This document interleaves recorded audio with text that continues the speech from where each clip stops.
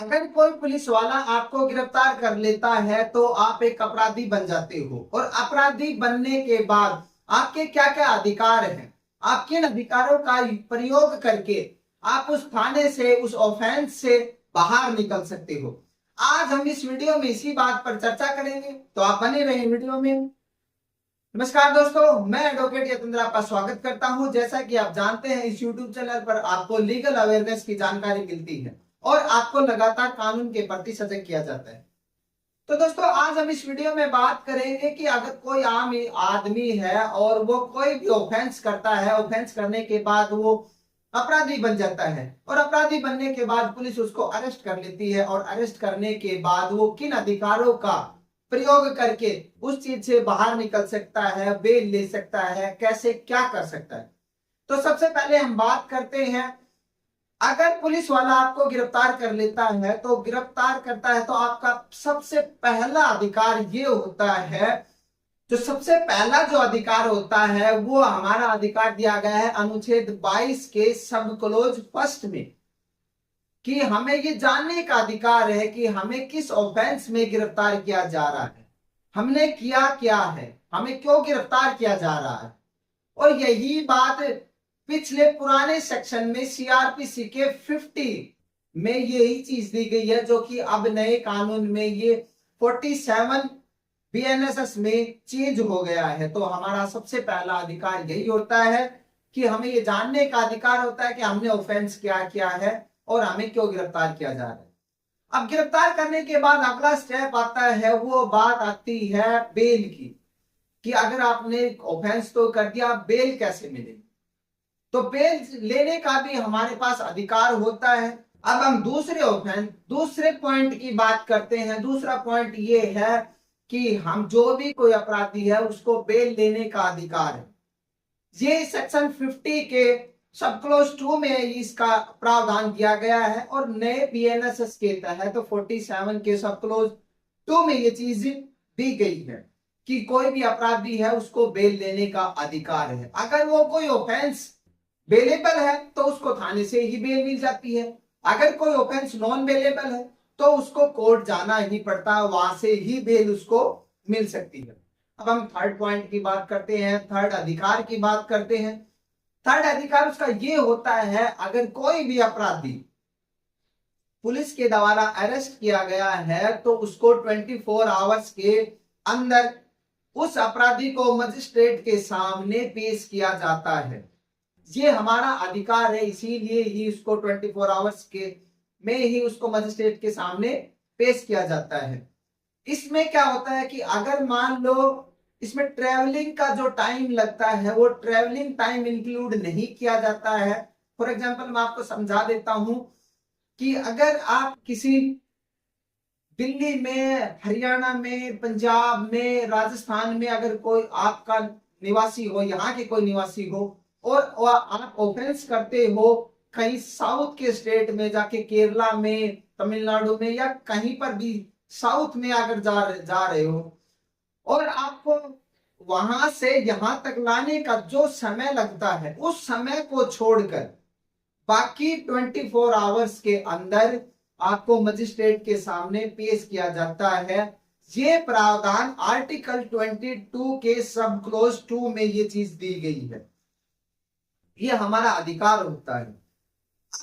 अब हम बात करते हैं कि आपको एक वकील की जरूरत पड़ती है। आपका यह अधिकार है कि आपको एक वकील भी दिया जाता है ताकि आप अपनी बेल करवा सकते हो, ये आपका अधिकार है। इसीलिए आपने अक्सर मूवी में ये चीज देखी होंगी कि कोई भी अपराधी होता है, वो अपराध करने के बाद पुलिस वाले उससे कुछ भी इन्वेस्टिगेशन करते हैं या कुछ भी पूछते हैं, तो वो अक्सर यही बात बोलते हैं, मैं जो भी कुछ कहूंगा वो मैं अपने वकील साहब के सामने ही कहूंगा। तो ये हमारा अधिकार होता है, इसलिए हमें एक लीगल प्रैक्टिशनर मिल जाता है और हम अपनी जो बात होती है हम अपने वकील साहब के सामने कह सकते हैं। अब हम नेक्स्ट पॉइंट की बात करते हैं, उसमें यह है कि अगर आपने कोई भी अपराध किया है, अगर आपके पास इतना पैसा नहीं है कि आप अपने लिए एक प्राइवेट वकील हायर कर सकते हो, तो उसके लिए दूसरा ऑप्शन होता है कि हम फ्री लीगल एड से हम अपने लिए एक वकील हायर कर सकते हैं। उसमें क्या होता है कि आपको एक वकील मिलता है, सरकारी वकील मिलता है, उसके बाद आप उनसे बात करके ना और आप अपने लिए बेल लगवा सकते हैं और आप उस जेल से, उस थाने से, उस ऑफेंस से रिहा किए जा सकते हो।